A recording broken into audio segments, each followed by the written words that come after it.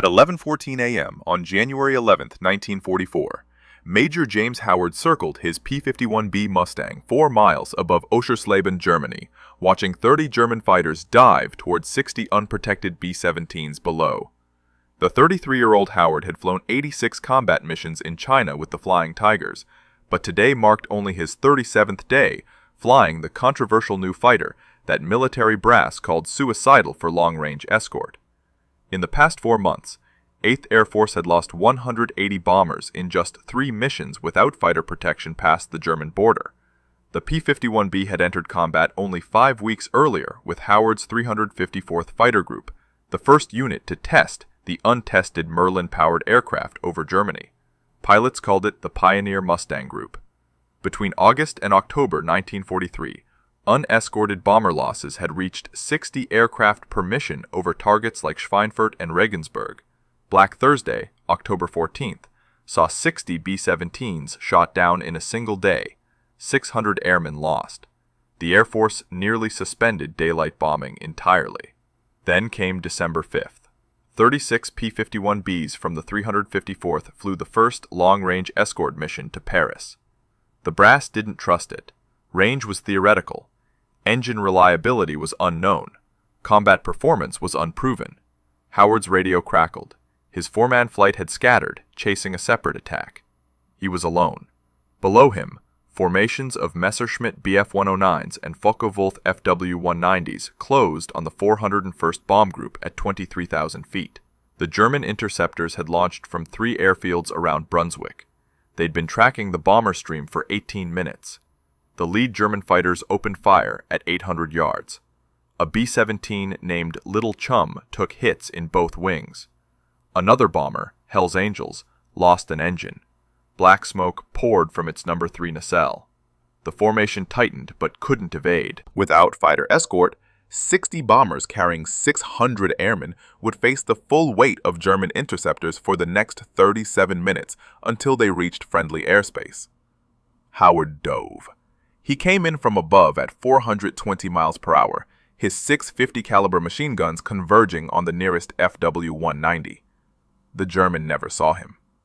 Howard's first burst shredded the fighter's tail. It tumbled away smoking.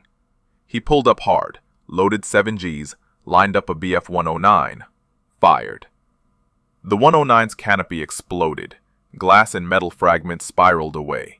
He kicked the rudder, rolled inverted, dropped onto another FW-190. 3 down in 40 seconds, 27 still attacking. His wingman's voice should have been on the radio.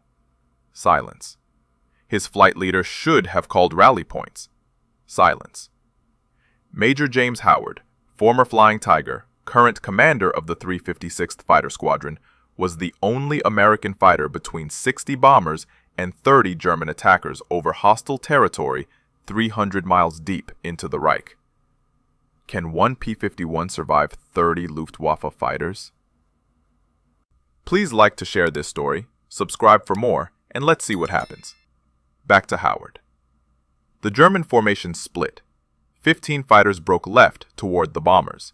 15 stayed to deal with Howard. Both groups expected the lone Mustang to break off. Fighter doctrine was clear. Never engage when outnumbered more than 2-1. Howard had 15-1 odds in front of him and 15 more behind. He had 412 rounds remaining per gun, 2,472 rounds total. He was 37 minutes from friendly lines. The temperature at altitude was negative 42 degrees Fahrenheit. His guns would start freezing soon. He kept attacking. Howard's first pass scattered the German formation. He climbed back to 24,000 feet, positioned himself between the bombers and the regrouping fighters. The Germans hadn't expected aggression. Standard American fighter doctrine called for defensive escort, staying close to bomber formations, protecting them like shepherds.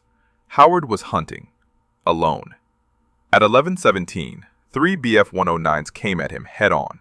Closing speed exceeded 700 miles per hour. Both sides opened fire at 600 yards. Howard's tracers walked up the lead 109's nose. 50 caliber rounds at that range carried 11,000 foot-pounds of energy each. The Germans' rounds passed wide. At 200 yards, The 109 broke left, trailing smoke from its Daimler-Benz engine. Coolant streamed white against the winter sky. The other two scattered. Howard reversed hard, pulled 8 Gs, blacked out momentarily from blood draining from his brain. He came out of the turn onto another FW-190's tail. 3-second burst. 90 rounds expended. The 190's right wing folded at the root. 4 down. Inside the bomber formation, ball turret gunner Staff Sergeant William Thompson watched the lone Mustang carve through German fighters. Thompson had flown 19 missions from his cramped sphere beneath the B-17. He'd seen P-47 Thunderbolts escort them to the German border, then turn back. He'd seen P-38 Lightning struggle at high altitude. He'd never seen this. Thompson counted 6 separate attacks in 4 minutes. The P-51 never stopped moving. It dove, climbed, rolled, always positioning between bombers and attackers. Thompson's pilot, Lieutenant Robert Johnson, keyed his radio. Asked for the Mustang's call sign. No response. The lone fighter was too busy fighting. The P-51B carried 280 gallons of internal fuel, plus 2 75-gallon drop tanks. Howard had burned through his externals on the flight in. Internal fuel consumption at combat power ran 2.1 gallons per minute. He had perhaps 90 minutes of internal fuel remaining.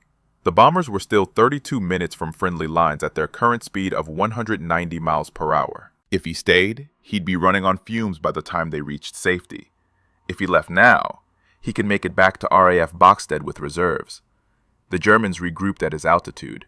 26 fighters, 1 Mustang. Howard charged again. His tactics were unorthodox. Instead of picking off stragglers, he went for formation leaders. At 11:22, he came in from the sun, hit the lead FW-190 of a 4-ship element. The leader broke. The formation scattered like starlings. He didn't chase. He repositioned, waited for them to reform, hit them again. He was using the P-51's speed advantage. The Mustang could reach 440 miles per hour in level flight at altitude. The FW-190 topped out at 408. The BF-109 managed 420. Howard would dive, attack, extend away faster than they could follow, climb back up using excess energy, repeat. The Germans couldn't catch him in the extension. German pilots were experienced. These weren't green replacements. They tried sandwich maneuvers. 2 fighters would attack head-on, while 4 more dove from above. Howard saw it developing. He'd fake the head-on pass, brake hard right before gun range. The diving fighters would overshoot, unable to correct. He'd reverse onto their tails, catch 1 in the climb. 5 down. His ammunition counter showed 240 rounds per gun remaining. Half gone. Still 27 minutes to friendly lines. 25 German fighters still circling. And now his guns were jamming. The P-51B's 650 caliber Browning M2 machine guns were mounted 3 per wing. At 11:26 a.m., Howard's right outboard gun stopped firing. Frozen from altitude and rapid temperature changes during high-speed maneuvers, the gun had cycled too fast, overheated to 300 degrees, then hit negative 42-degree air at 24,000 feet. Metal contracted, the bolt seized mid-cycle. Standard procedure was to break off when guns malfunctioned. Howard had 5 working guns and 24 German fighters still threatening the bombers. He stayed. The Luftwaffe pilots were adjusting. They'd watched this lone Mustang for 13 minutes. These weren't novices. Several wore Knight's Crosses. They'd survived years over France, Britain, Russia. They knew his patterns now. He attacked from above. He targeted leaders. He extended away fast using superior speed. So they changed tactics.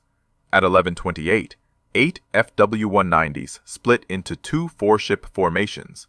1 stayed high as bait at 25,000 feet. 1 dropped low, out of sight below the bombers at 18,000.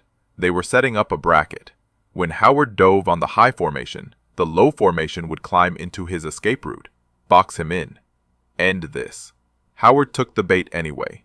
He came down on the high 4 at a 60-degree angle, airspeed building past 480 miles per hour. The P-51's dive speed was limited by compressibility effects at Mach 0.75. He was pushing it. His 4 working wing guns and 2 nose guns poured fire into the lead FW-190. Armor-piercing incendiary rounds walked from tail to cockpit. It rolled inverted, pilot bailing out. White parachute blossomed at 23,000 feet. Howard pulled up hard, 7 Gs crushing him into his seat, blood draining from his head. His vision tunneled to a pinpoint. Gray edges closed in. He eased back pressure. Peripheral vision returned. The 4 fighters that had been hidden below were exactly where he expected. Climbing toward him at 3,000 feet per minute, BMW radials at full emergency power. He rolled inverted and dove at them. The German element leader, seeing a Mustang diving upside down directly at his formation at 500 miles per hour, broke left in confusion. His wingmen followed. Fighter pilots trained to expect rational behavior. This wasn't rational. This was insane. They scattered. Howard rolled upright, lined up on the trailing 190. 3-second burst. The 190's tail section disintegrated. Control surfaces gone. 6 confirmed kills. His left inboard gun stopped firing. 4 guns remaining. 1,600 rounds total. Inside the B-17 formation, Lieutenant Robert Johnson watched his fuel gauges. The 401st Bomb Group had been over target for 18 minutes. They'd dropped 12,000 pounds of 500-pound bombs on the Focke-Wulf factory at Oschersleben. Smoke rose 11,000 feet from the burning assembly buildings. They were heading home. But they were still 22 minutes from P-47 fighter range at the German border. The lone P-51 was still attacking. Johnson counted 9 separate engagements. The Mustang pilot hadn't stopped for breath. At 11:33, Howard's ammunition counter hit 100 rounds per gun, 400 rounds total across 4 working guns. At his current rate of fire, 3-second bursts, 90 rounds per attack, that gave him perhaps 4 more attacks. Maybe 5 if he used 1-second bursts. The Germans still had 22 fighters operational. They were forming up again. Tighter this time. Rata pairs. Finger 4 elements. They'd learned. They wouldn't scatter anymore. They'd learned this Mustang pilot's tricks. Howard checked his fuel gauge. 73 gallons remaining. Enough to get home. Barely. If he left now. The bombers were 19 minutes from safety. The German formation was diving toward them. 22 against 1. 4 working guns. 400 rounds. 73 gallons. -42 degrees. His hands were numb inside his gloves. He climbed to meet them head-on. 22 FW-190s and BF-109s dove at the bomber formation in 3 waves. The first wave, 8 fighters, targeted the lead squadron. The second wave, 7 fighters, went for the high squadron. The third wave, 7 fighters, positioned to catch any stragglers. It was textbook Luftwaffe doctrine. Overwhelming force, multiple attack axes, divide the escorts, destroy the bombers. There was only one escort. Howard hit the first wave head-on at 11:34. He picked the leftmost FW-190, fired a 1-second burst, 30 rounds. Tracers converged. The 190's engine cowling shattered. Pieces flew back, hitting the cockpit. The fighter rolled away, trailing black smoke. 7 confirmed. Howard pulled up vertical, using his speed to climb above the second wave. They were committed to their attack run. Couldn't follow him up. He hammerheaded at the top, dove back down onto their tails, lined up the trailing BF-109. 1-second burst. The 109's tail sheared off. 8 confirmed. His right inboard gun seized. 3 guns remaining. 310 rounds total. The third wave was climbing toward him. 7 fighters. Howard was out of airspeed and altitude advantage. He was below them now. They had the sun, they had numbers, they had working guns. Standard fighter tactics said run, build speed, extend away, reset the engagement. Howard turned into them and climbed. The lead German pilot expected the Mustang to dive away. Instead, it was climbing straight at him, head on again. Both pilots opened fire at 400 yards. Howard's 3 remaining guns rattled. 90 rounds downrange in 3 seconds. The Germans' rounds walked up toward the P-51's nose. At 100 yards, both pilots should have broken. Neither did. At 50 yards, the Bf-109's propeller exploded. Pieces scythed through its own engine. It snap-rolled left. Pilot didn't get out. 9 confirmed. Howard flashed through the formation. 6 fighters behind him now, all firing. Tracers passed above his canopy, below his wings. One round punched through his left horizontal stabilizer. Another clipped his right aileron. The P-51 shuddered. Control got mushy. He shoved the stick forward, dove for the cloud deck at 15,000 feet. The Germans followed. Inside the clouds, Howard pulled the throttle back, rolled inverted, waited 10 seconds, rolled upright, pulled up hard, broke back out above the clouds behind the pursuing Germans. They'd overshot. He was on their tails now. He picked the last fighter in the string, a FW-190. 2-second burst, 60 rounds. The 190's canopy blew off. Pilot slumped forward. The fighter entered a spin. 10 confirmed. His left wing gun seized. 2 guns remaining. 160 rounds. The formation was scattered again. Howard climbed back to 24,000 feet. His fuel gauge showed 58 gallons. The bombers were 16 minutes from safety. He could see P-47 Thunderbolts in the distance, black dots coming from the west. The relief force. But they were still 12 minutes away. The Germans were regrouping. 19 fighters left. They'd stopped trying to reach the bombers. They were focused on him now. All 19. 1 pilot, 2 guns, 160 rounds, 58 gallons. 12 minutes until help arrived.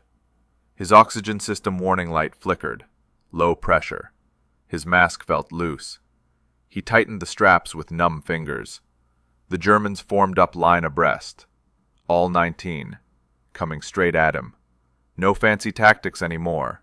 Just mass and firepower. Howard turned toward them. 19 German fighters in line abreast formation stretched across 2 miles of sky. When they opened fire, it would create a wall of lead half a mile wide.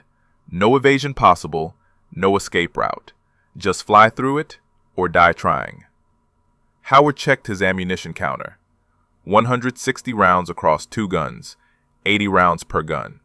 At 600 rounds per minute cyclic rate, that was 8 seconds of firing time per gun. 16 seconds total if he fired both simultaneously. The range closed. 1,000 yards. 900. 800. The Germans opened fire at 700 yards. Too early. Rounds fell away before reaching Howard's aircraft. He waited. 600 yards.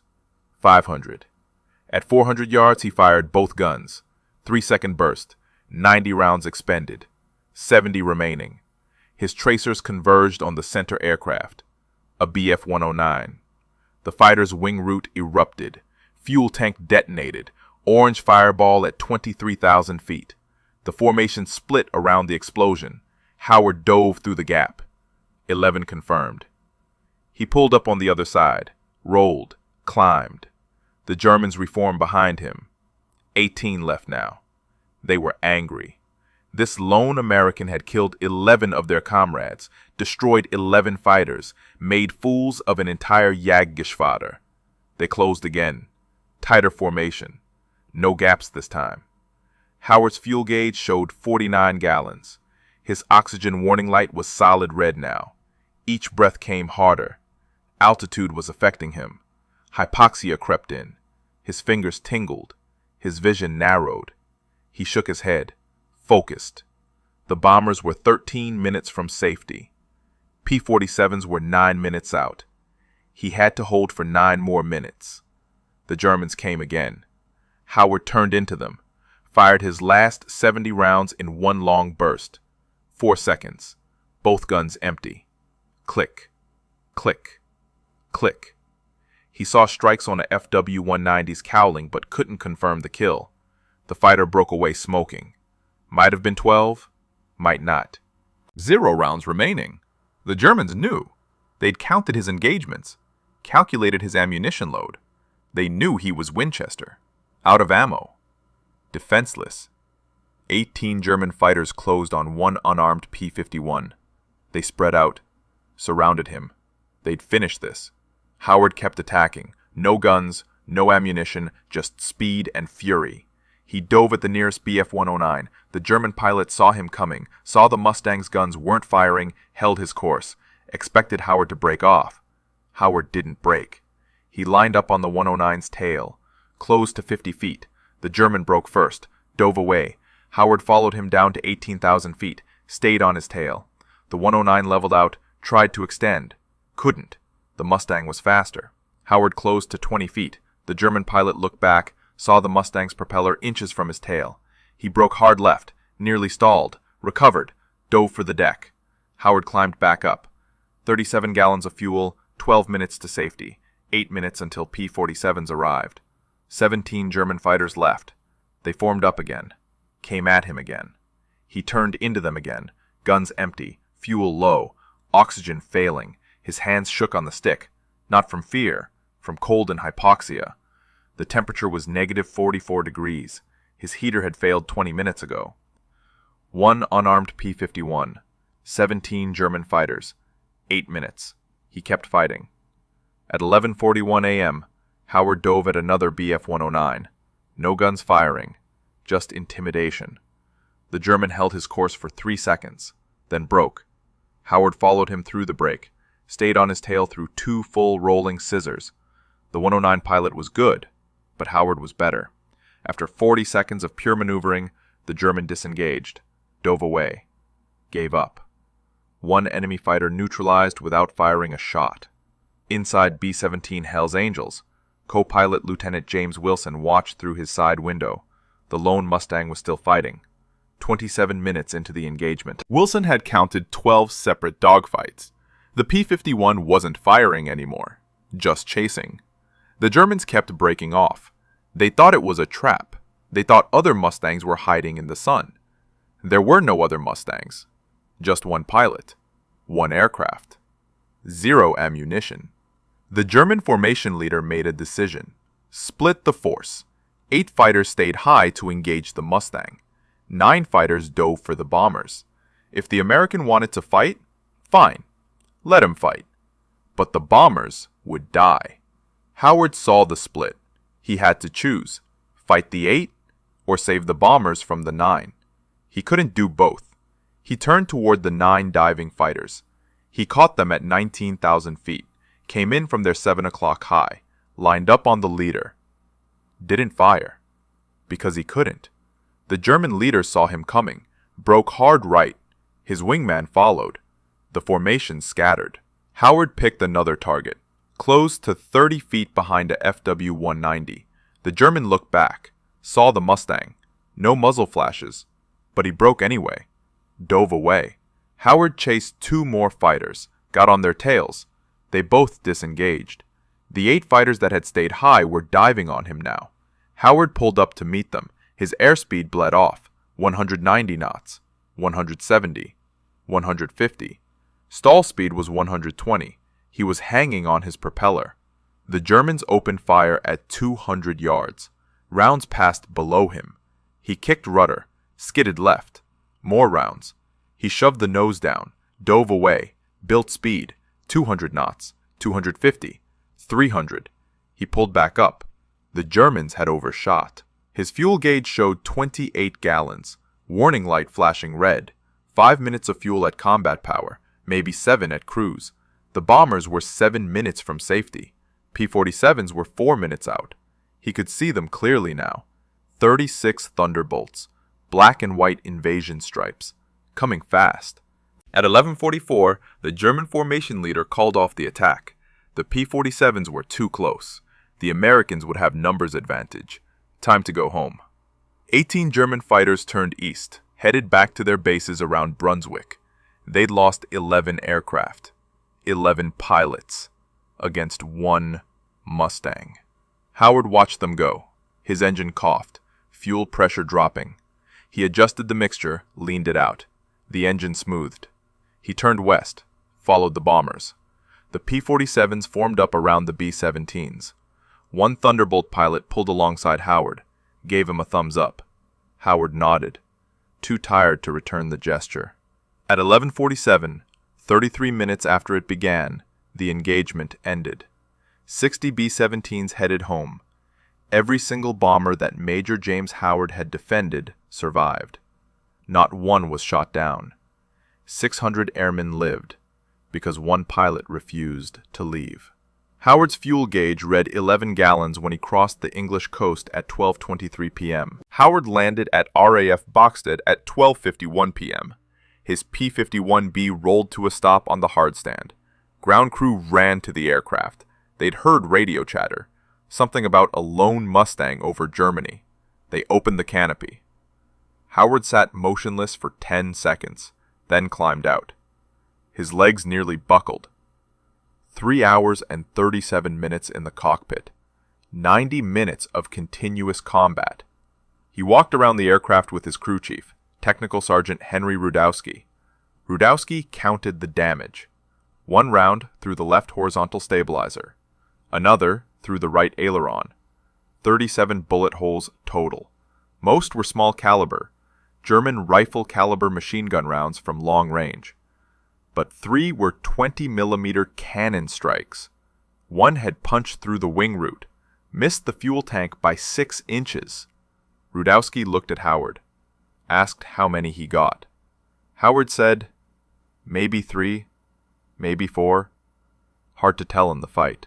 The 401st Bomb Group landed at their base in Deemathorpe at 1:37 p.m. Every aircraft returned. Lieutenant Robert Johnson climbed out of his B-17. His ball turret gunner, Staff Sergeant William Thompson, found the intelligence officer, told him about the lone Mustang. 30-plus minutes of combat. 1 fighter defending 60 bombers. The intelligence officer didn't believe it. Checked with other crews. Same story. 18 different bomber crews. All reported the same thing. 1 P-51, call sign unknown, pilot unknown, fighting alone for over half an hour. The 8th Air Force launched an investigation. Checked mission logs. Only 1 P-51 from the 354th Fighter Group had remained with the bombers that long. Aircraft number 436315. Pilot, Major James H. Howard. Flight records confirmed he'd landed with 11 gallons of fuel. Gun camera footage showed 11 confirmed kills. Multiple witnesses from bomber crews confirmed defensive actions that saved the formation. On January 13th, just 2 days after the mission, Lieutenant General Ira Eaker, commander of 8th Air Force, visited RAF Boxted. He interviewed Howard personally, asked him to describe the engagement. Howard was reluctant, said he was just doing his job. Eaker pressed. Howard gave a brief account. 30 minutes. Maybe 11 kills. Ran out of ammunition. Kept attacking anyway. Eaker took notes, submitted a Medal of Honor recommendation that evening. The recommendation moved fast. Usually Medal of Honor approvals took months.